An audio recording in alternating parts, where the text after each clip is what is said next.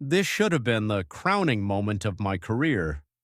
5 brutal months of 15-hour days, fueled by the acrid tang of burnt coffee at midnight, in the steady hum of a server room that felt more like a sanctuary than my own sparse apartment.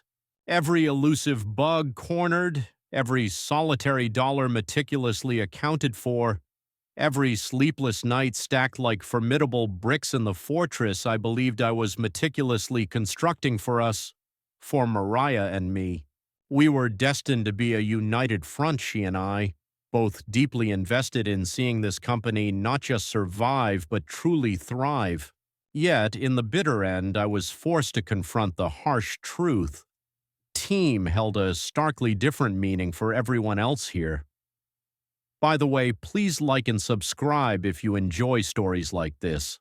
From the moment I plunged into the Orion Logistics project, I knew it was a seismic shift, a game changer.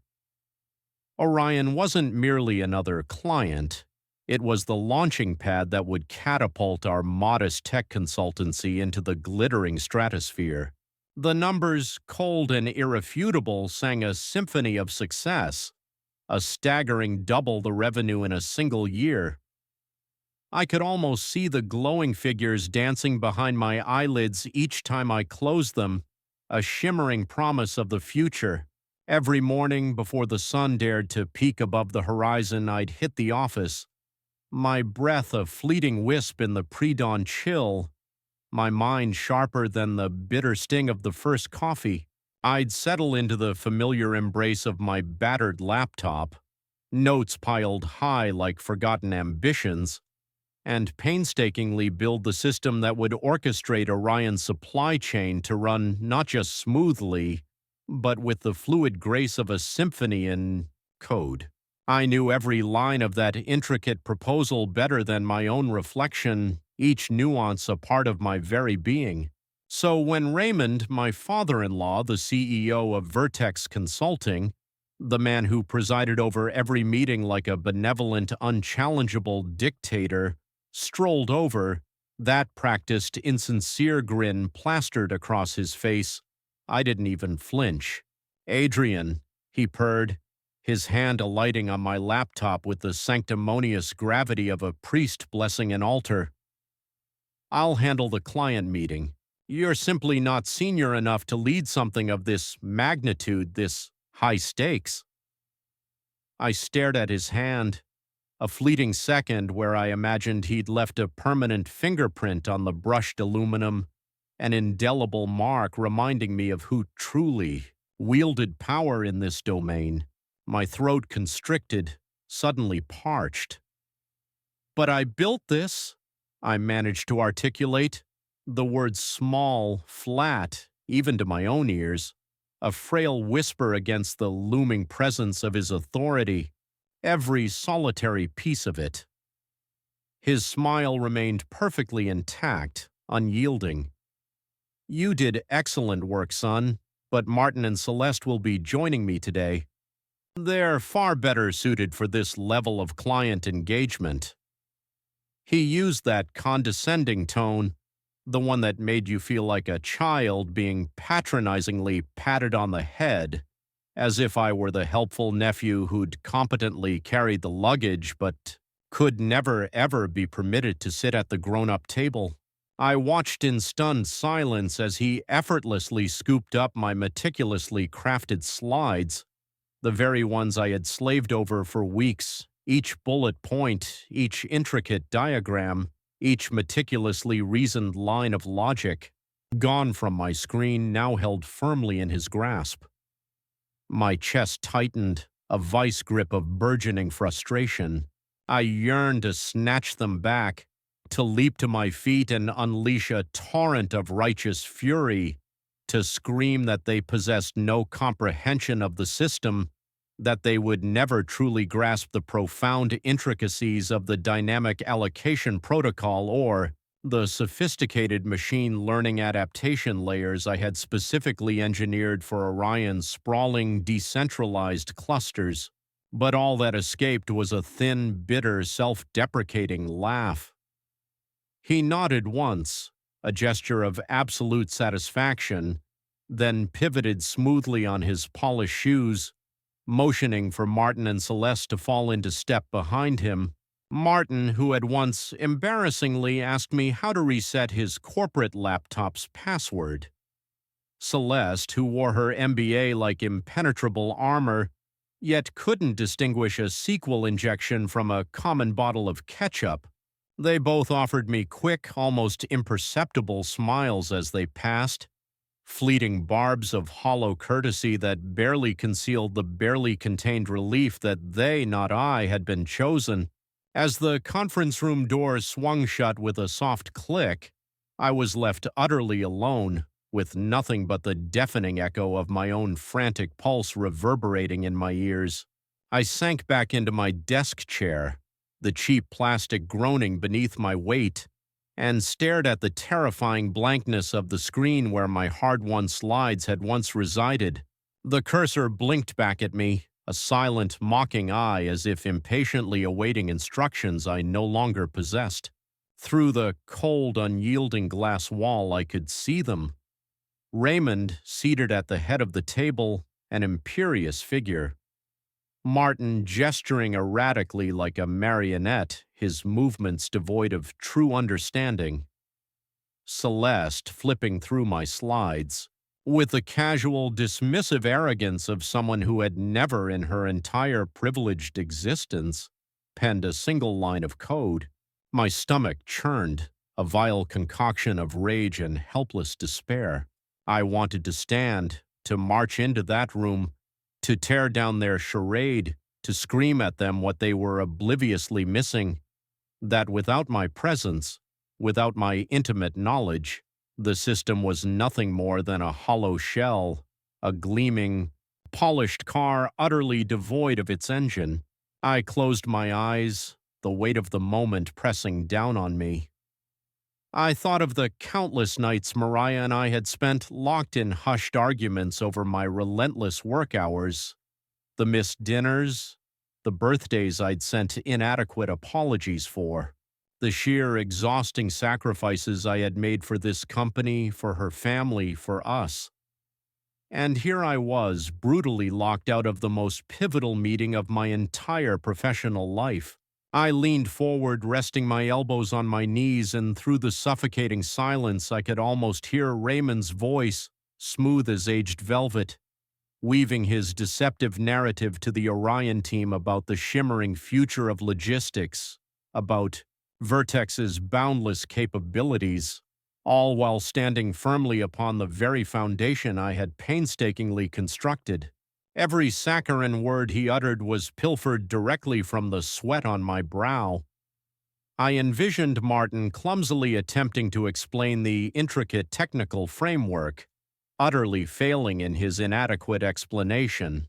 I pictured Celeste fielding piercing questions with that brittle, manufactured confidence that miraculously held together only until someone dared to ask something truly substantial, something real. I opened my eyes, my gaze once again drawn to the tableau beyond the glass.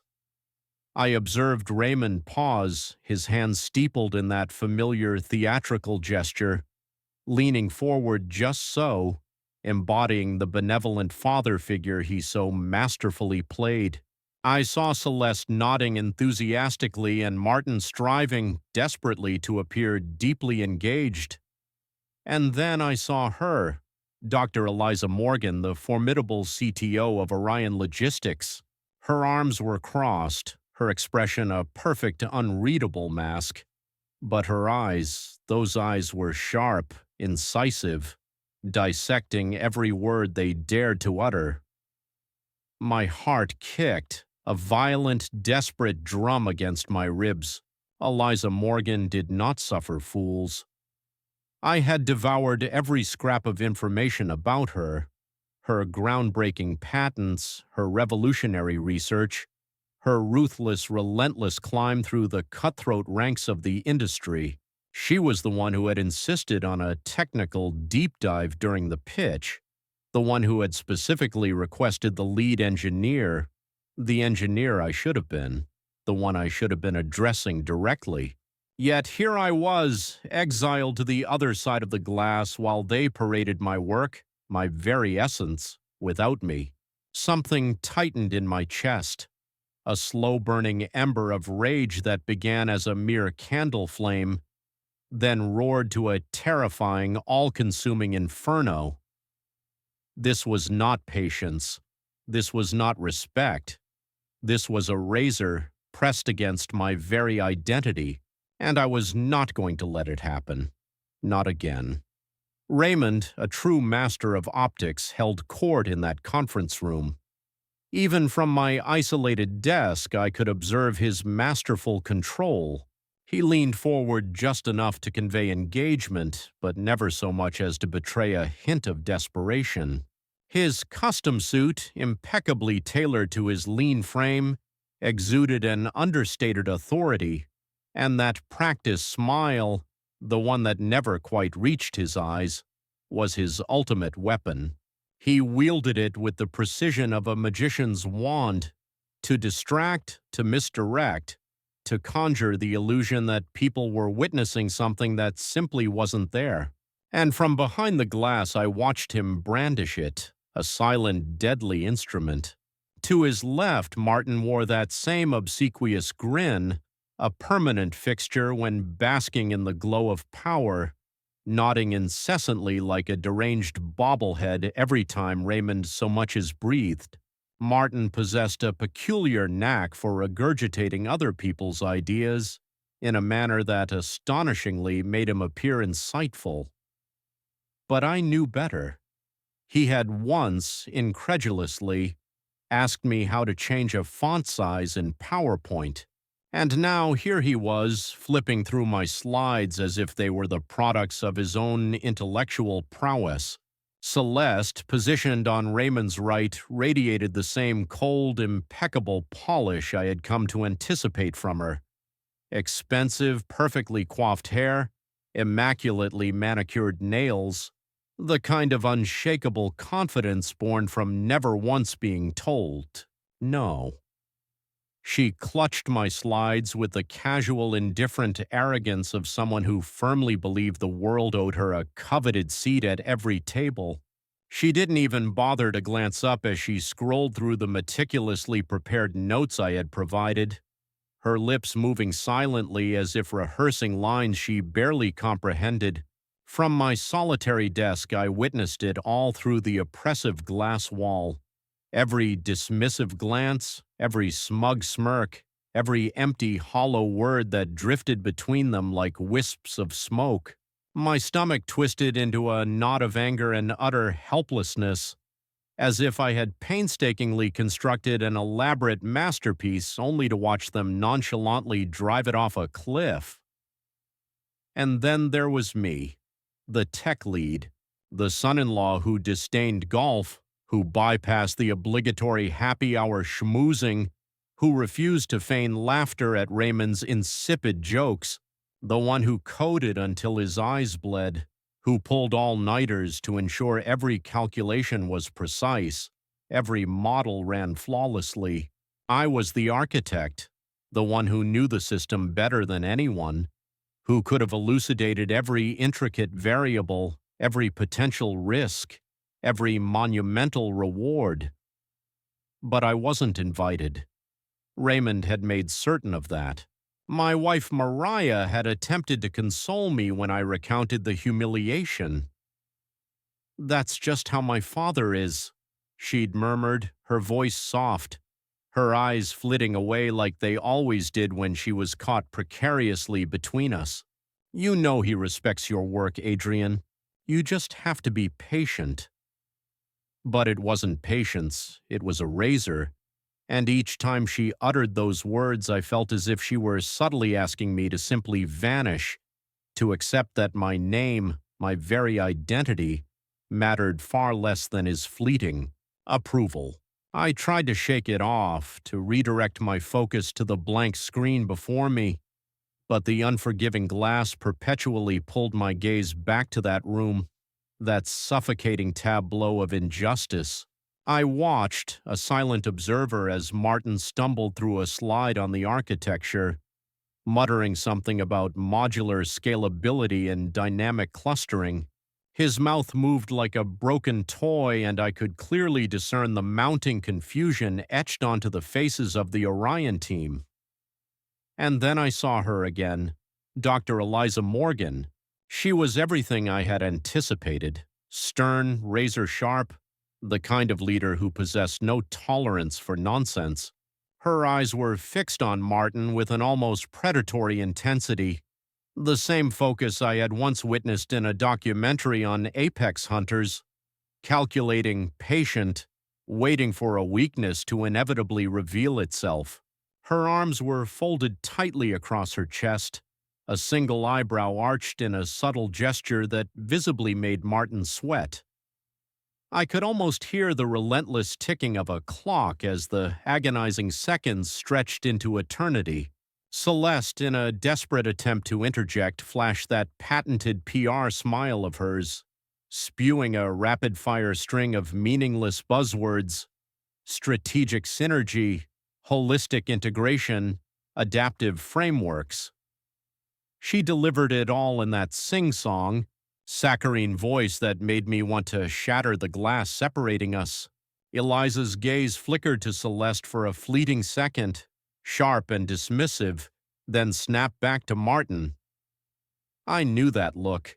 It was the look of a skilled surgeon suddenly realizing her scalpel was hopelessly dull. I leaned forward in my chair, my pulse quickening, a frantic drumbeat against my ribs. This was the moment I had instinctively known was coming, the precise instant the carefully constructed house of cards would begin to tremble. Martin stammered, his voice cracking as he futilely attempted to explain the dynamic allocation protocol, the very protocol I had spent weeks refining, honing to perfection. I could practically hear the desperate grinding of gears in his head, the sweat beading visibly on his forehead. Celeste shot him a furious glance that screamed, "Get it together!" But he was already too far gone, drowning in his own inadequacy. Eliza's mouth tightened, her fingers drumming a slow, steady rhythm on the table, a sound like an ominous countdown. My breath hitched. This was it. They were on the precipice of utterly choking. Every ounce of work I had poured into that system, every sleepless night, every profound sacrifice, was about to come crashing down in spectacular ruin because they, in their arrogant delusion, believed they could don my slides like a flimsy disguise. And then it happened. Eliza leaned forward, her voice calm yet laced with an undeniable steel. "You've mentioned the dynamic conversion protocol several times, but your documentation lacks a viable transition framework. How precisely do you plan to implement this at scale?" Martin's eyes widened, a deer caught in headlights. Celeste frantically flipped through pages as if reading Braille. Raymond shifted uncomfortably in his chair, his practiced smile faltering just for a moment. And then, as if guided by some cosmic force, Eliza's eyes drifted past them, past the impeccably tailored suits and the forced smiles, and landed directly on me through the glass. Her gaze locked with mine, a silent, profound challenge. The room fell utterly still. I felt the immense weight of every hour I had poured into that project, every agonizing sacrifice, every bitter compromise. And in that electric moment, I knew, with a certainty that vibrated through my very bones, that they were about to crash, and I was the solitary beacon, the only one who could save them. My phone buzzed, vibrating violently against the desk. I glanced down. A message from Mariah. "Come to the conference room now." I stood, my legs trembling, but my mind crystal clear.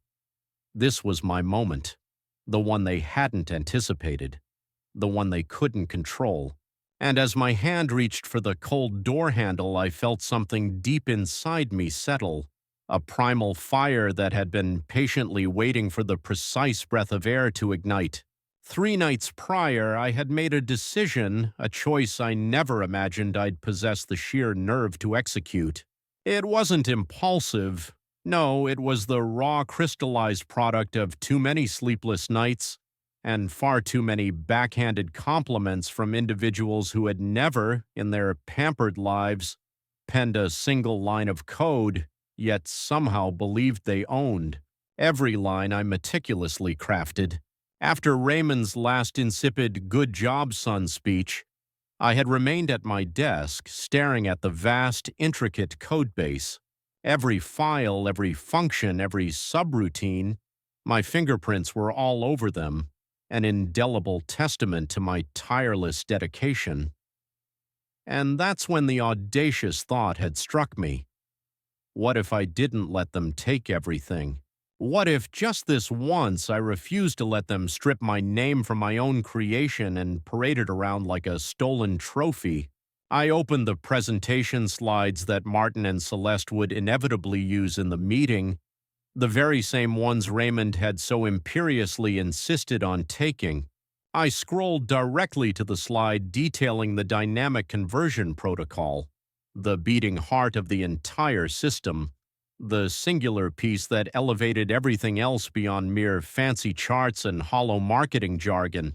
And then, with a slow, deliberate precision, I deleted it. Not all of it, no.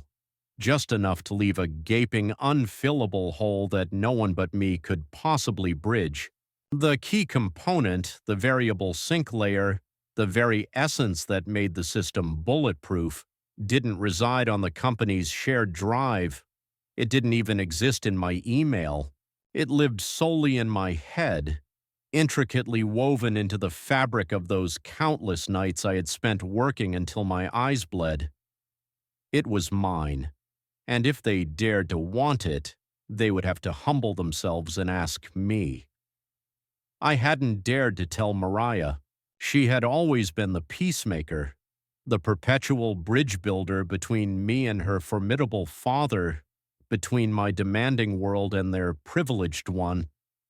She would have unequivocally called it sabotage. Perhaps she would have been right, but I simply could not, would not stand idly by and permit them to peddle my life's work without any genuine comprehension of its inner workings. I had endured that crushing indignity far too many times, and each instance had left me with nothing but a polite, empty "thank you" and the bitter, lingering taste of being utterly disposable. So when I stepped into the office that crisp morning, my heart hammered with a complex cocktail of guilt and exhilarating triumph. I watched, a silent observer, as Raymond, Martin, and Celeste strutted into that conference room, their confidence radiating like an almost visible aura. They genuinely believed they possessed everything they needed. They were tragically mistaken. I watched from my desk as Martin flipped through the slides, his mouth moving as if reciting lines from a script he barely grasped. Celeste wore that same dazzling artificial smile she'd worn at the last investor call, the one that proclaimed, "I know exactly what I'm doing," even when she demonstrably didn't. And Raymond, he was the ringleader, the self-appointed conductor of a performance he was convinced he had flawlessly choreographed. But then I saw it. Eliza Morgan's face. At first it was politely neutral, an unreadable mask, but as Martin droned on, her expression subtly shifted. Her brow furrowed, her lips pressed into a thin, critical line. She flipped a page, then another, her keen eyes meticulously scanning the text like a surgeon scrutinizing an X-ray. Then she posed a question. A question I couldn't hear through the soundproof glass, but one I knew intimately by heart. How would the system handle variable data clusters under load? How would it maintain stability across a distributed architecture with multiple data points shifting in real time? Martin's face went slack, his carefully constructed facade crumbling. Celeste leaned in, her practiced smile faltering, as she desperately attempted to salvage the unraveling pitch with a flurry of meaningless buzzwords: agility, modular design, scalable infrastructure. I almost laughed aloud. None of that vapid jargon would provide Eliza's answer, because the answer wasn't in the slides. It was inextricably woven into me. I watched Martin blink, his mouth opening and closing like a suffocating fish gasping for air. I could almost feel the visceral panic gripping his mind as he realized he stood before the most critical client pitch of his career with only half a solution and no conceivable escape route. I felt a sharp pang of satisfaction, a profound sense of justice finally being allowed a moment to breathe. And then at precisely 11:14 a.m., Eliza's eyes shifted. Her gaze swept across the room, bypassing Raymond and his executive pets, and landed with an unnerving precision directly on me. It was a silent verdict. She knew. She might not comprehend the granular details, but she knew something was missing, and she knew instinctively who possessed the missing piece. A second later, my phone buzzed, vibrating so violently it nearly leaped off the desk. It was Mariah. Come to the conference room now. I stared at the message, my heart hammering against my ribs, a frantic drumbeat of anticipation. This was it. The moment I had meticulously orchestrated. The moment I had dreaded. The moment I had patiently, desperately waited for. I stood, my legs unsteady, each step toward that conference room door feeling like a perilous tightrope walk over a gaping canyon. I could feel the myriad eyes on me, colleagues feigning indifference but undeniably staring all the same. My hand reached the doorknob, and for a split second I hesitated. I thought of Mariah. I thought of Raymond. I thought of every agonizing time I had allowed someone else to seize the credit, every instance I had swallowed my pride and passively permitted them to exploit my work to climb higher. And then I thought of the countless nights I had spent alone at that desk, immersed in my code, building something no one else could even begin to comprehend. And then, with a surge of newfound resolve, I opened the door. The room fell into an immediate deafening silence when I stepped in, as if I had unceremoniously crashed a private party to which I had never been invited. Raymond's smile was taut, strained, his eyes darting frantically between me and Eliza, as if he were agonizingly trying to decide whether to acknowledge my presence or pretend I simply didn't exist. Martin looked as if he had just encountered a ghost, his face drained of all color. Celeste's face was pale, her eyes wide with a mixture of shock and dawning horror, her fingers white-knuckling a pen. Eliza didn't smile. She didn't even blink. She simply folded her arms across her chest and nodded, a knowing, almost conspiratorial gesture, as if she had been expecting me all along. "Mr. Greer," she stated, her voice calm yet undeniably commanding, "I understand you led the technical development for this project. I have some questions for you." I met her gaze, steady and unflinching, a silent challenge in my eyes. "Of course," I responded, my voice clear, resolute. "Ask me anything." And in that precise moment, something deep inside me settled, a profound sense of peace. No matter what unraveled next, I knew one immutable truth: I would not be erased this time.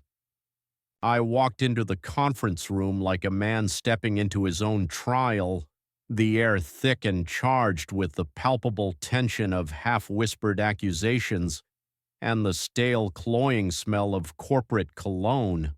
I saw Raymond first, his smile brittle and tight, his eyes flicking nervously between me and the Orion team, as if desperately calculating the best way to spin my unexpected presence. Martin had his laptop open, but his screen was a terrifying blankness. He was simply staring at it, a drowning man waiting for a lifeline. Celeste attempted to meet my eyes, but the instant I glanced her way, she dropped her gaze, her fingers fidgeting nervously with her notes. It was Eliza Morgan who shattered the oppressive silence. She wasted no precious time on pleasantries or corporate fluff. She turned her chair slightly, her posture straight as a honed blade, and gestured to the empty seat directly across from her. "Adrian, is it?" she inquired, her voice smooth, direct. "Have a seat." Raymond cleared his throat, a pathetic attempt to reclaim the conversation, but Eliza didn't even spare him a glance. She commanded the floor now, and everyone in that room, from the most junior analyst to the highest-ranking executive, knew it. I took the seat, my heart hammering a frantic rhythm against my ribs, yet my face remained a mask of calm composure. I folded my hands on the table and waited. Raymond predictably began to introduce me. "This is Adrian Greer, one of our analysts who assisted—" I cut him off, my voice steady but sharp enough to make Martin visibly flinch. I interjected. "Actually, I built the logic. All of it." Eliza's eyebrows lifted infinitesimally, a fleeting flicker of amusement or perhaps grudging approval crossing her face. "Interesting," she mused, tapping a slide with the back of her pen. "Your documentation lacks a viable transition framework. Without it, this proposal cannot be implemented at scale. What's missing?" I didn't hesitate. I leaned forward, elbows on the table, and met her piercing gaze head-on. A hybridized variable sync layer paired with a multi-threading migration protocol designed specifically for Orion's data clusters, I articulated, the words tumbling out in a steady, confident rhythm, my self-assurance swelling with each syllable. I required no notes. I needed no slides. I had lived this system, breathed it, and every intricate piece of it was indelibly embedded in my memory, like code written in my very bones. Eliza's eyes lit up, a spark of genuine excitement. She reached for a marker and gestured toward the whiteboard behind me. "Show me," she commanded. I stood, the chair scraping softly against the polished floor, and took the marker from her hand. I turned to the board and began to draw clusters, nodes, variable layers, the dynamic conversion protocol that made everything connect, flow, and interact like a living, breathing organism. I explained with a newfound eloquence how the sync layer adapted in real time to shifting data structures, how the migration protocol ensured zero downtime during transitions, how every module communicated with every other module like a seamless conversation rather than a disjointed monologue. I felt the subtle shift in the room's atmosphere. Martin's face was ashen, his eyes darting frantically between me and the board, desperately trying to keep pace with my explanations. Celeste scribbled furious, nonsensical notes. I could tell by the frantic, aimless motion of her pen. Raymond's expression remained a carefully constructed mask, but his jaw was tight, his hands clenched into fists in his lap. And then I looked at Eliza. She was watching me with an intensity that made the very air crackle, her pen still, her eyes locked on mine. I felt profoundly as though I was finally being seen, not as a junior analyst, not as Raymond's son-in-law, but as the expert I had always intrinsically been. When I finished, I kept the marker, a silent trophy, and turned back to the table. The room was shrouded in a profound silence for a moment, the kind of stillness that descends when the undeniable truth finally lands, and no one can pretend otherwise. Eliza stood, her gaze unwavering, and extended her hand. "Mr. Greer," she stated, her voice steady and clear, "if we go forward with this, you lead implementation, or we don't go forward at all." Raymond's mouth opened, a silent protest forming, but Eliza swiftly held up a dismissive hand. "No offense, Mr. Godwin," she interjected, her voice laced with a thinly veiled contempt. "But I've witnessed enough corporate smoke and mirrors. I demand the person who genuinely built this system. Otherwise, Orion walks." Her words landed like a hammer blow on the polished table. I felt a powerful rush of adrenaline, a profound sense of vindication I hadn't realized I'd been so desperately craving. For a fleeting second, I glanced at Mariah, who sat in the back corner, her lips parted in shock. She looked between her father and me, her eyes wide with a mixture of awe and disbelief. Raymond's face was an intricate mask of barely contained fury and forced composure. "Of course," he conceded, his voice tight, strained.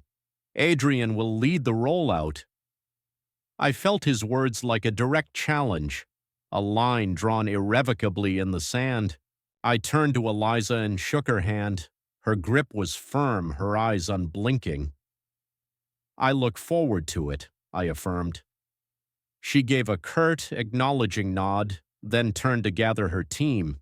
The Orion executives began to pack their belongings, the room suddenly a blur of purposeful movement. Martin and Celeste remained frozen, their faces drained of all color like wax figures. I resumed my seat, my hands now steady, resolute. Raymond leaned in close, his voice a low, dangerous growl. "You better be ready to deliver," he hissed, his teeth clenched in a barely restrained snarl. I met his glare without a single flinch. "I always was," I retorted, and for the first time in an immeasurable span of time, I felt like I was no longer merely a pawn in his convoluted game. I was a player, and the board was finally shifting decisively in my favor. 3 grueling hours later, I found myself in the HR conference room. It was smaller than the imposing main boardroom, but the palpable tension within felt like it could shatter the very walls. Raymond sat at the head of the table, his expression carved from unyielding granite, his lips pressed into a thin, tightly controlled line. Martin and Celeste flanked him like loyal, albeit terrified, guards, their eyes fixed on me with a volatile mixture of accusation and something akin to raw fear. Mariah sat at the far end, her hands folded primly in her lap, her eyes darting anxiously between us, as if she had been unwillingly caught in the terrifying crossfire of a war she could neither escape nor comprehend.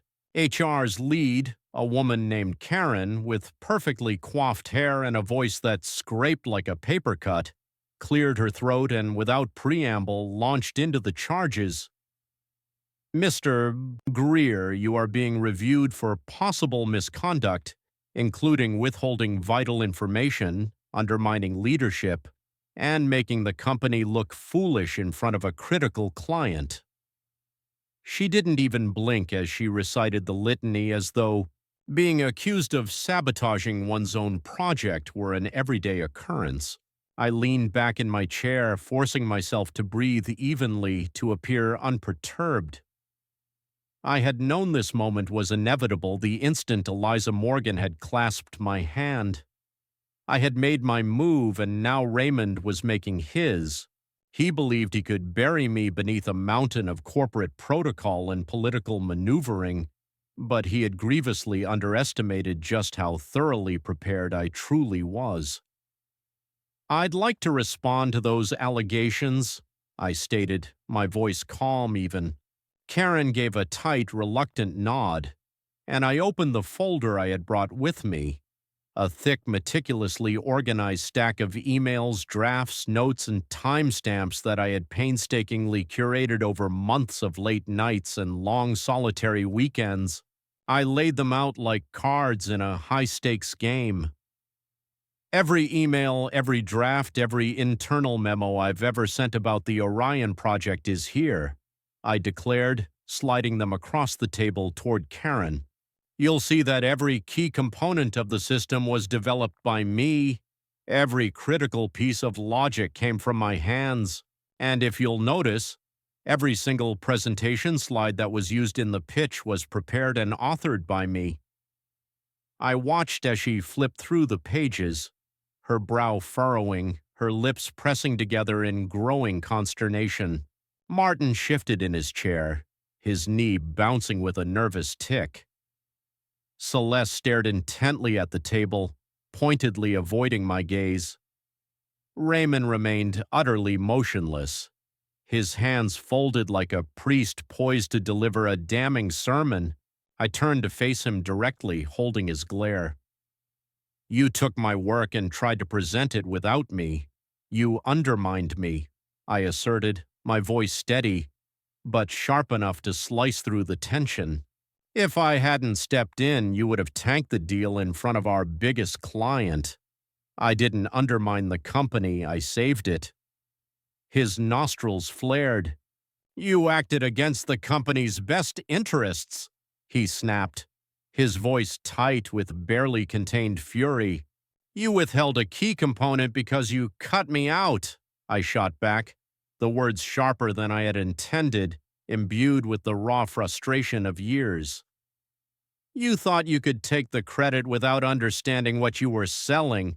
You thought you could wear my work like a suit and walk into that room without me.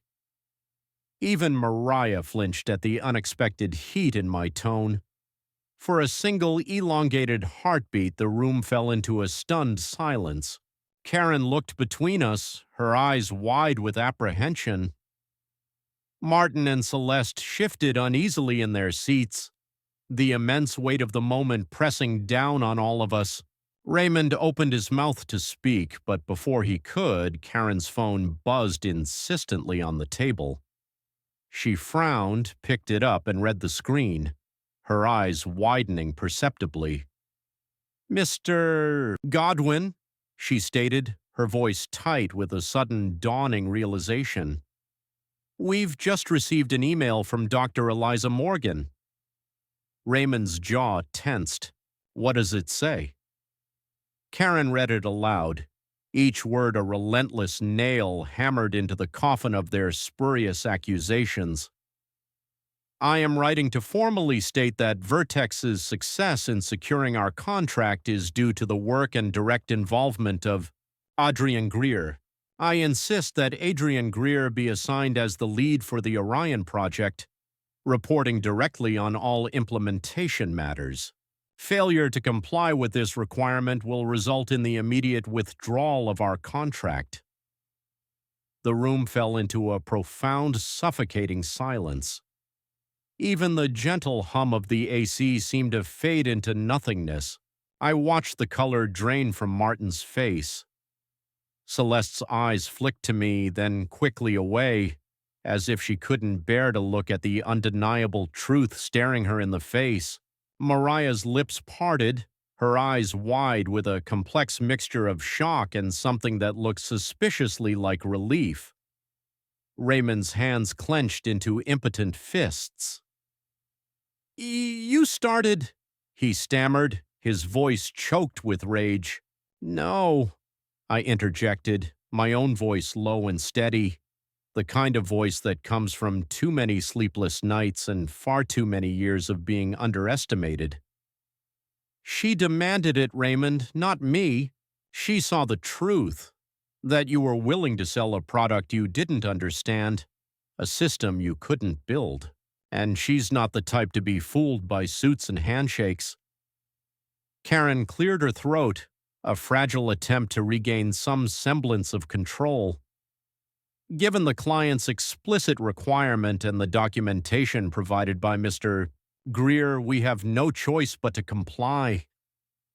Raymond's eyes burned into mine, but I did not look away. I had waited too long for this exact moment. Too many times I had been told to wait my turn, to let others take the undeserved credit, to be a compliant team player. But this time, the truth had its own formidable seat at the table, and it was firmly, unequivocally on my side. "Adrian," Mariah murmured, her voice small, almost pleading, "did you have to do it like this?" I turned to her, the familiar ache of too many compromises tightening in my chest. "It's the only way they'd listen," I said, my voice heavy with a long-suppressed weariness. "It's the only way they'd see me." Raymond stood abruptly, his chair scraping loudly against the floor. "This isn't over," he hissed, his voice trembling with barely controlled fury. I smiled, a small, hard, knowing smile. "I know," I replied, "but now it's my move." And as I gathered my papers and rose to leave, I felt an immense weight lift from my shoulders, as if I had finally stepped out from beneath someone else's suffocating shadow and into the brilliant light that had always been patiently waiting for me. Raymond summoned me to his office later that afternoon. His assistant offered me a strange, almost conspiratorial smile, as if she had just witnessed a spectacular train wreck but lacked the nerve to utter a single word. I stepped into the familiar, intimidating space, the sprawling mahogany desk, the floor-to-ceiling windows offering a panoramic view of the city skyline, a shelf laden with awards and plaques he would never permit me to forget. It felt less like a workplace and more like a grandiose shrine to his own inflated ego. He sat behind the desk, arms folded, his face carved into an expression of forced, precarious calm. "Close the door," he commanded, his voice low, guttural. I did, feeling the satisfying weight of it click shut behind me like the solid closing of a prison cell. I took a seat across from him, feeling every bit the interloper in a space meticulously designed to constantly remind people who held absolute power. He allowed the silence to stretch just a little too long, the way he always did when he sought to exert control. I had witnessed him employ this tactic on competitors, on clients, on his own board of directors, but this time it failed. I held his gaze, letting him know, unequivocally, that I was no longer intimidated. He sighed, a practiced theatrical maneuver that made it appear as though the entire weight of the world's burdens rested solely upon his weary shoulders. "You put me in a difficult position today," he stated, his voice carefully measured, a deceptive calm. I didn't react. I had learned by now that his difficult positions invariably involved him obtaining precisely what he desired, while everyone else bore the crushing burden of blame. "No," I retorted, my voice even, steady. "You put yourself there." He blinked, a flicker of something crossing his face, surprise perhaps, or simply annoyance that I wasn't playing his convoluted game. "I just let the truth speak," I added deliberately. His jaw tightened, a visible ripple of suppressed anger. "You understand this company doesn't reward insubordination," he declared, his tone hardening, becoming more menacing. I leaned forward, elbows resting on my knees. "And I understand that it should reward results," I shot back, meeting his gaze directly. I watched his face carefully, observing the way his eyes narrowed, the muscle in his jaw twitching almost imperceptibly. He was accustomed to people backing down, to deferential nods and servile "yes, sirs," to individuals who inherently knew their place. But I was no longer that man. Not after what had transpired in that conference room. Not after Eliza Morgan's damning email. "You're my son-in-law," he stated, as if the words tasted bitter on his tongue. Don't forget that. I nearly laughed aloud, a raw, unadulterated burst of defiance. And that's the problem, isn't it? I countered, my voice steady, cold, devoid of all warmth. You wanted me to remain in the background, to be the mere support act to your grand headliner. But I didn't want favors, Raymond. I wanted fairness. He stared at me, his eyes like chips of unforgiving stone. Fairness, he echoed, as if it were some outlandish alien concept. Do you have any idea what you've done to this company's reputation today? The board is furious. HR is a mess. And Mariah is not the one who took my work and tried to pass it off as her father's. I interjected, cutting him off, my voice sharp, unforgiving. Mariah is not the one who thought they could sell a product they didn't understand. That was you. His lips thinned into a hard, unforgiving line, his knuckles whitening as he gripped the edge of the desk. You've always been difficult, he seethed, his voice trembling with barely restrained fury. Too independent, too defiant. I shrugged, a gesture of indifferent acceptance. Maybe that's what it takes to actually get something done around here. Silence stretched between us like a vast, unbridgeable chasm. I could almost physically see the storm raging behind his eyes, the overwhelming urge to crush me, to brutally put me back in my rightful place, written in every taut line of his face. But then I also perceived something else, something he couldn't conceal, even if he tried with every fiber of his being: fear. Because he knew, with an undeniable certainty, that without me, the Orion deal would inevitably collapse. That every hollow promise he had made to the board, to the investors, to his own fragile, inflated ego, was built entirely on my work. And a chill settled over the room as his voice, low and brittle, finally broke the silence. Here's what's going to happen, he declared, his gaze locking onto mine. You will lead the Orion rollout, reporting directly to me. I'll oversee the project, and if this succeeds, we'll revisit my title. My own voice, flat and weary, completed his thought. Yes, I know how this goes. His eyes narrowed, a predatory glint appearing. And if it doesn't, he continued, a cold threat hanging in the air, you're gone. Don't for a second imagine you're irreplaceable. I sank back into my chair, feeling the crushing weight of the moment. I had come here to fight for what was undeniably mine, and he was attempting to shackle me with the same tired old threats. But a crucial lesson had been forged in the crucible of that conference room. Fear only takes hold if you allow it. I've been indispensable since the day I started this project, I stated, my tone calm, matter-of-fact. You just didn't want to admit it. He leaned in, his face mere inches from mine, a furious whisper escaping his lips.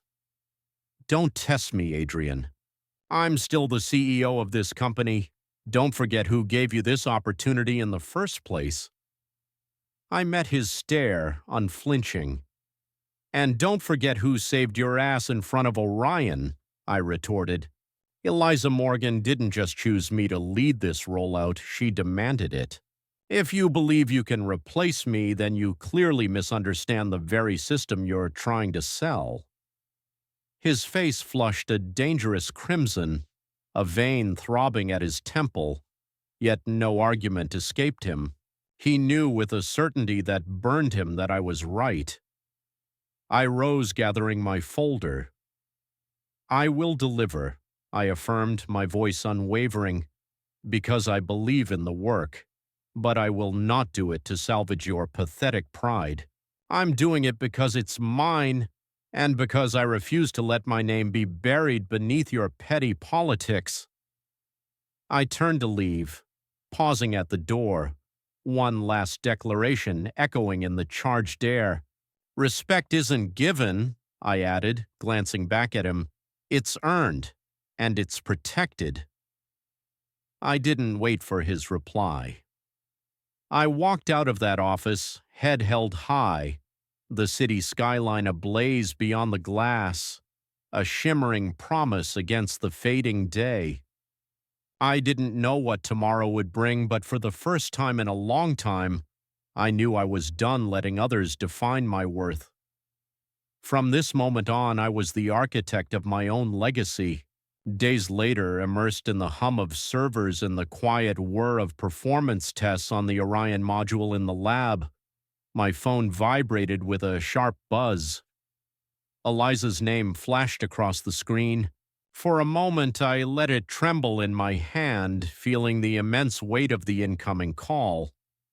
When I finally answered, her voice was calm yet carried that familiar sharpness I had come to respect.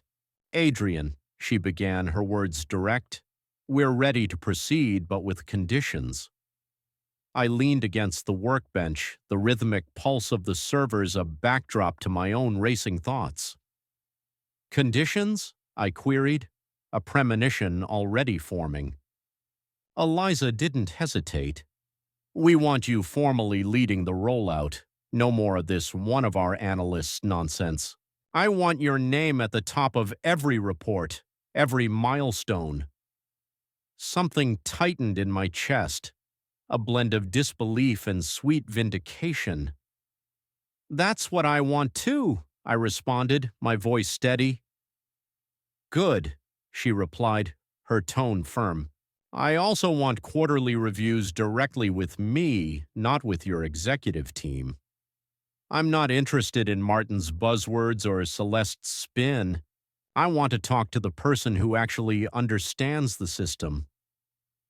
A small smile touched my lips, picturing Martin's deflated face as he realized his moment in the spotlight was over.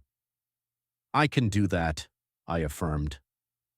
Her voice grew even more precise, "and I want it in writing. If Vertex fails to support you, resources, approvals, anything you need to succeed, Orion reserves the right to hire you directly as a consultant. We'll match your current compensation plus a performance bonus." My breath hitched. A parachute. One Raymond couldn't control. A lifeline that meant even if they tried to box me out, I'd have a landing place. "That's generous," I said carefully. Eliza snorted softly.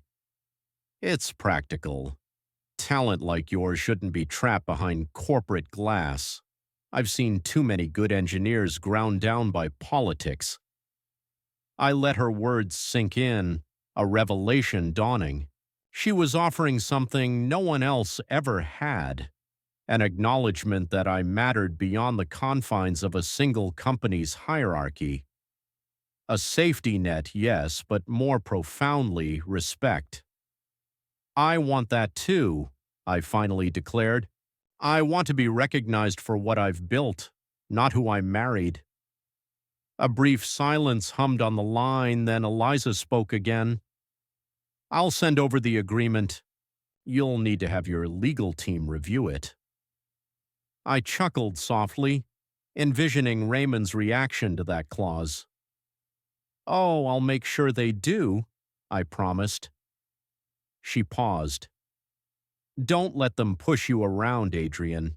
You're the reason we're here. Remember that." The line went dead, but her words echoed in my mind like a bell, ringing long after the sound had faded.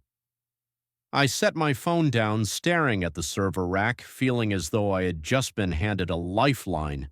And then, with absolute clarity, I knew precisely what I had to do. I scheduled a meeting with Raymond, Martin, Celeste, and HR. I wanted it on the record, in front of every pair of eyes that mattered. When I walked into the conference room, Raymond looked up from his phone, his face a carefully constructed mask of neutrality. Martin fidgeted with papers, nervous as a student unprepared for an exam. Celeste's lips were pressed into that tight line she always adopted when she knew she was about to lose control. I just got off the phone with Eliza Morgan, I announced, taking the seat at the head of the table, the spot usually reserved for Raymond. She's ready to proceed with the Orion rollout, but she has some conditions. I let the words hang in the air, their weight settling heavily in the room. Raymond's jaw tightened. "What conditions?" he asked, his voice low and controlled. I met his gaze, unflinching. "First," I began, "I will be leading the rollout formally. All reports, milestones, and deliverables will come directly through me. No intermediaries, no filters. She wants the person who actually built the system." Martin opened his mouth, but I held up a hand. "Second, she wants quarterly reviews directly with her. She's not interested in marketing spin or executive summaries. She wants the technical truth from the technical lead." Celeste's face contorted, her fingers drumming a furious rhythm on the table. Raymond's lips parted, poised to object, but I pressed on. "And third," I said, my voice clear and calm, "there will be a written clause in the contract stating that if Vertex fails to support me, resources, approvals, whatever I need, I can be hired directly by Orion as a consultant at my current compensation plus performance bonuses." The silence that followed was a thunderclap in the small room. Martin swallowed hard. Celeste looked as though she might shriek. Raymond's face darkened, a vein throbbing at his temple. "That's betrayal," he spat, his voice shaking with barely controlled rage. "That's insubordination of the highest order." I leaned back in my chair, crossing my arms. "No," I countered.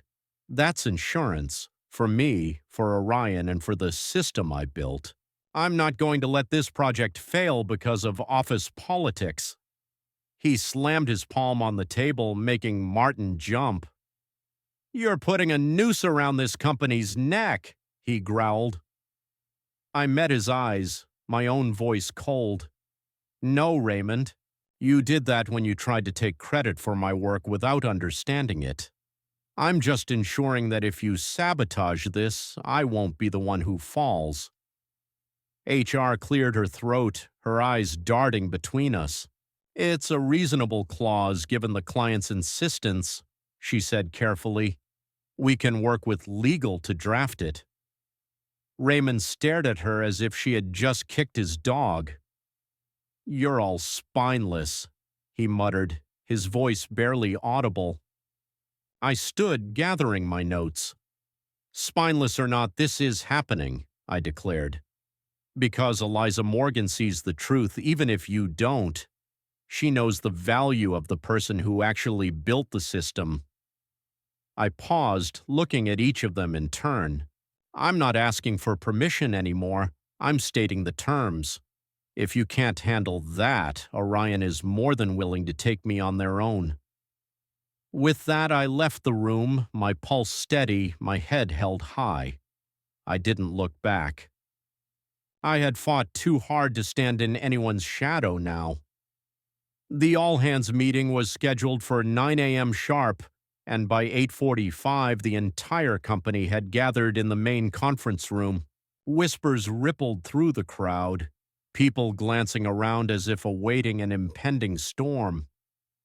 I stood off to the side, arms folded, observing the rising tension. I had grown accustomed to this sensation, a room full of eyes that didn't quite know where to settle when I entered. But today was different.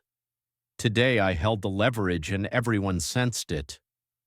Precisely at 9 a.m., Raymond entered. He was clad in his finest navy suit, the one that screamed authority, power, and control. Yet I could discern the tightness in his jaw, the strain behind his forced smile as he surveyed the room. He cleared his throat and adjusted his cufflinks, a ritual he performed before every grand announcement. Martin stood just behind him, his face pale, eyes flitting nervously between the crowd and the floor. Celeste was conspicuously absent, having called in sick, perhaps the most honest act she had committed all year. The hush in the room deepened as Raymond stepped forward, his hands clasped before him. "Good morning, everyone," he began, his voice even, yet lacking its usual self-assured lilt. "I know you've all heard about the Orion contract, and I'm pleased to confirm that we've secured it. 19.5 million over 2 years." A collective exhale swept through the crowd, polite applause breaking out as people exchanged glances. Raymond nodded, feigning absorption in the approval, but I could see the tension in his neck, the way his eyes darted toward me every other second. "This contract is a huge win for Vertex," he continued, his tone a touch too bright. "It's a testament to the hard work of our team, especially our technical division." He paused, his gaze landing on me like a sharpened blade. I felt the very air in the room shift, every eye turning to anticipate what would come next. He cleared his throat again, the words seemingly lodged in his throat. "And leading the implementation," he announced as if the admission cost him oxygen, "is Adrian Greer, our newly promoted Director of Technical Solutions." For a second, the room remained absolutely still. Then polite applause rippled through the crowd, half-hearted and cautious. Some clapped a little too enthusiastically, as if overcompensating for the palpable tension. Others clapped slowly, their eyes darting between Raymond and me, uncertain of their loyalties. I stood there, letting it wash over me, my face calm but my mind roaring. After months of being sidelined, after being forced to witness my own work paraded around without my name attached, I was finally being acknowledged. Raymond's eyes flickered with something, resentment perhaps, or the dawning realization that he could no longer control the narrative. He stepped back slightly as if the weight of the admission had momentarily stolen his breath. Martin shifted uncomfortably, his hands clasped in front of him, knuckles white.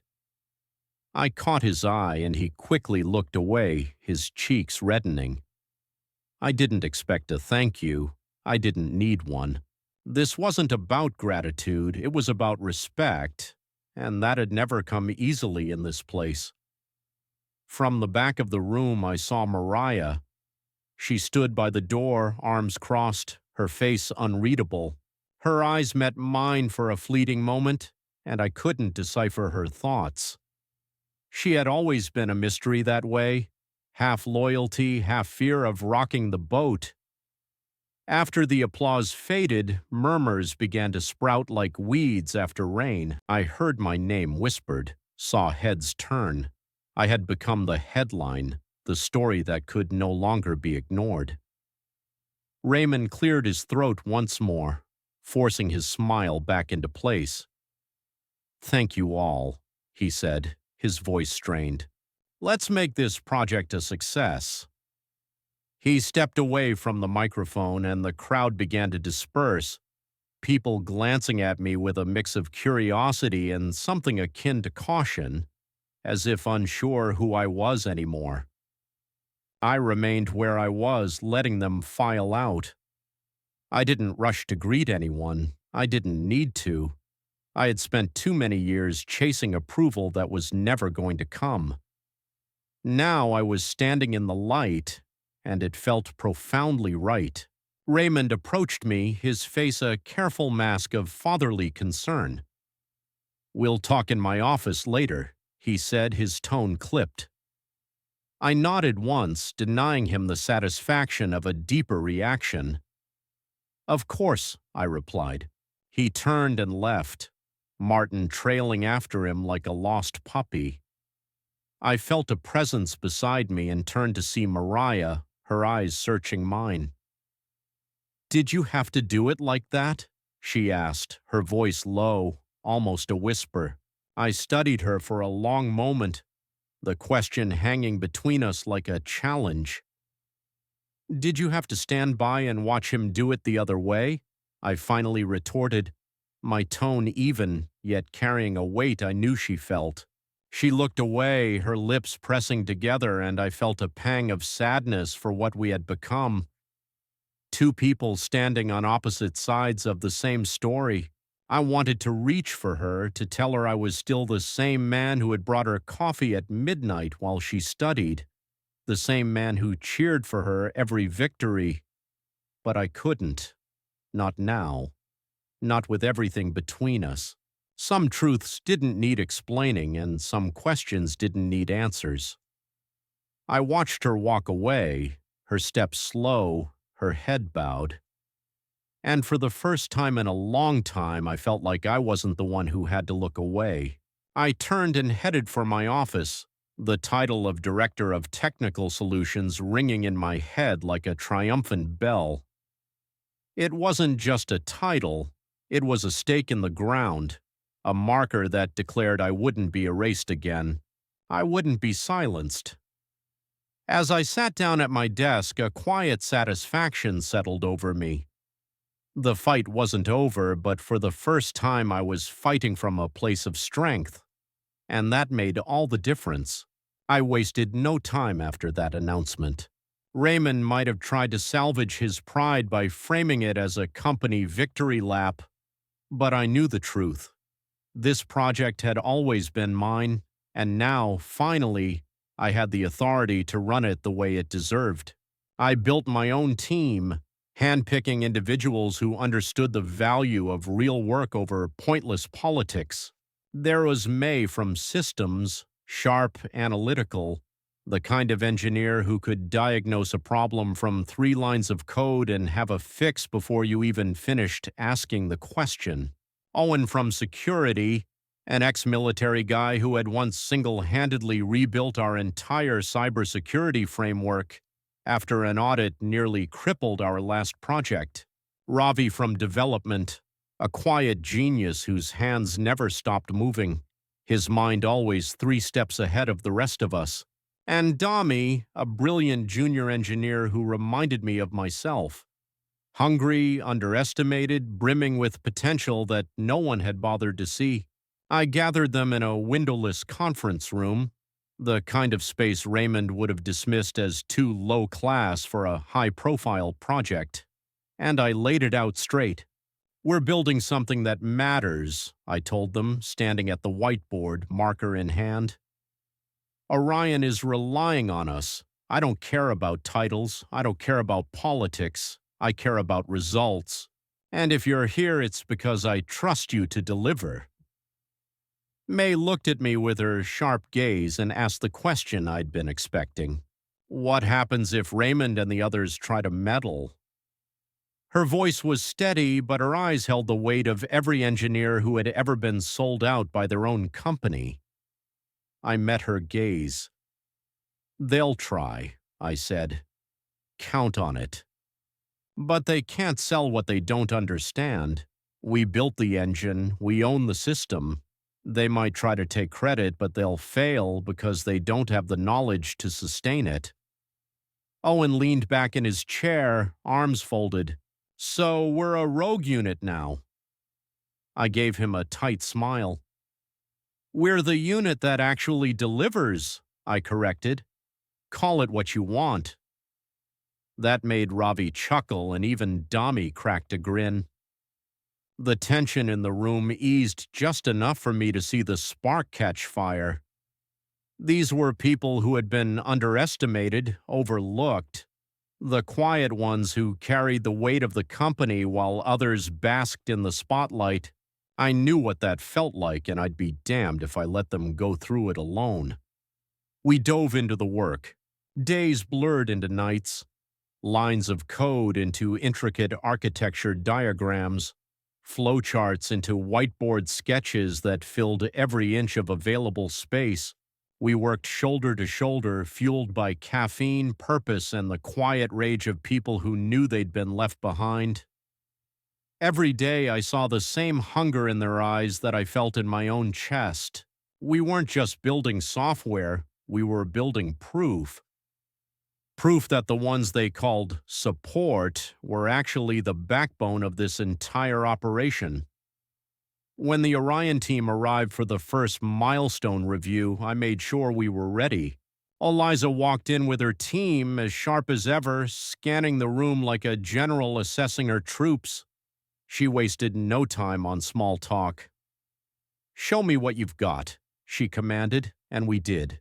May walked her through the dynamic allocation module, demonstrating how it adapted in real time, seamlessly shifting resources between data clusters without a single hiccup. Owen showcased the security protocols that would make even the most hardened hackers sweat. Encrypted handshakes, dynamic IP cycling, adaptive firewalls. Ravi presented the data integrity checks that flagged even the tiniest anomaly before it could fester into a problem. And Dami, who had worked night after night on the UI layer, delivered a demo so smooth it made the system look as if it had always belonged to Orion.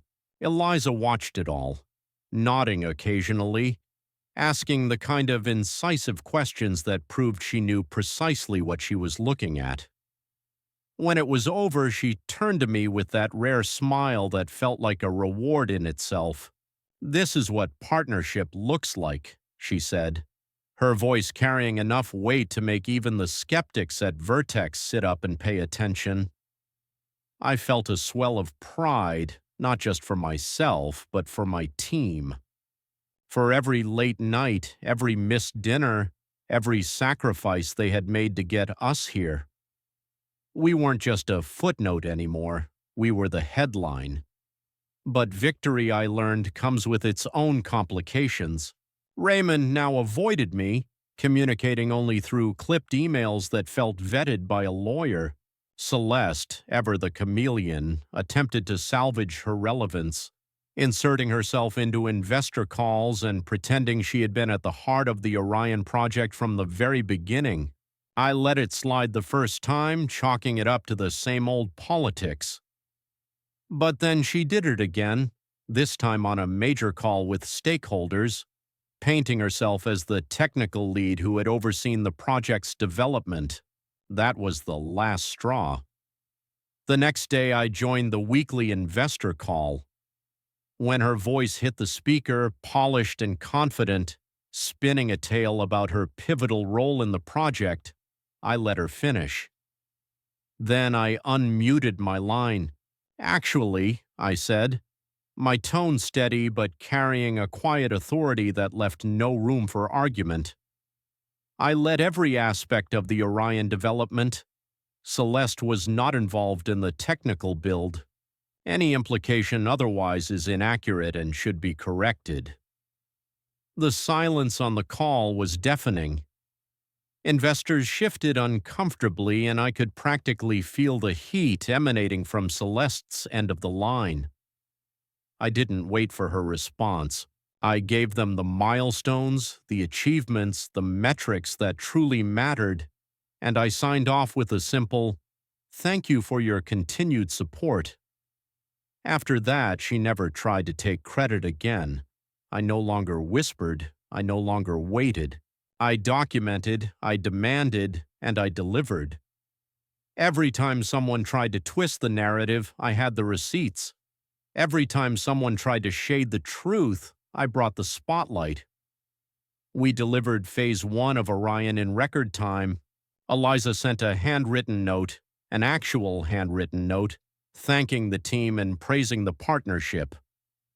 I framed it and hung it in our workroom. It wasn't just a thank you, it was proof. Proof that we were seen. Proof that we were more than just the people behind the glass. For too long, I had let other people define my story. For too long, I had let them decide where I belonged, but not anymore.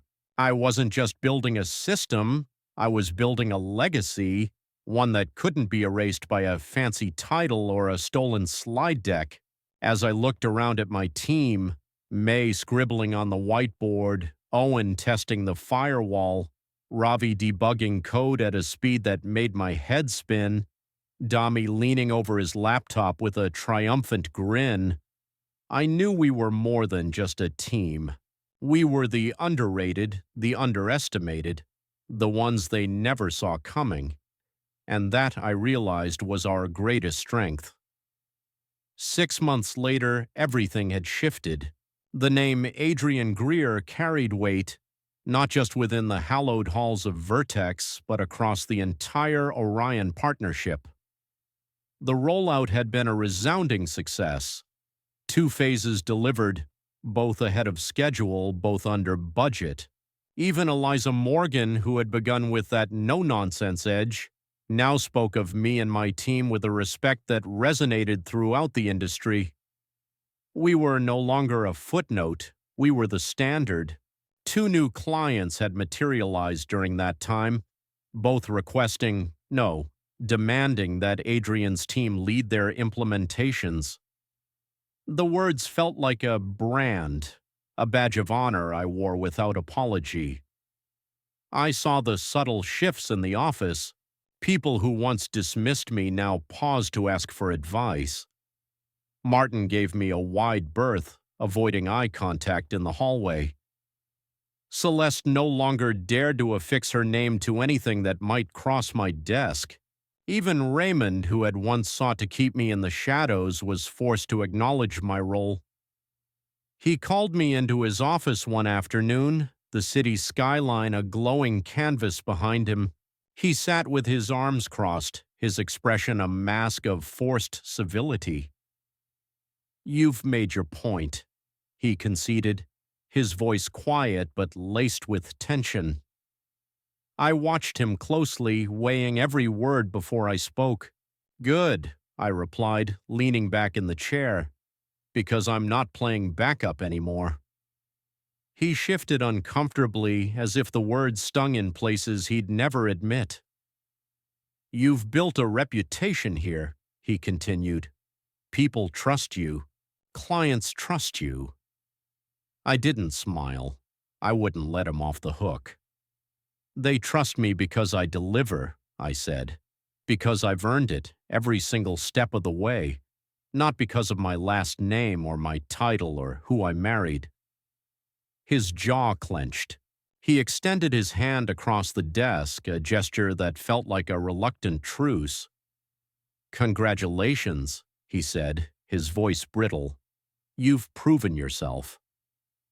I looked at his hand for a long moment, then let it hang in the air, untouched. I stood, my own hands at my sides.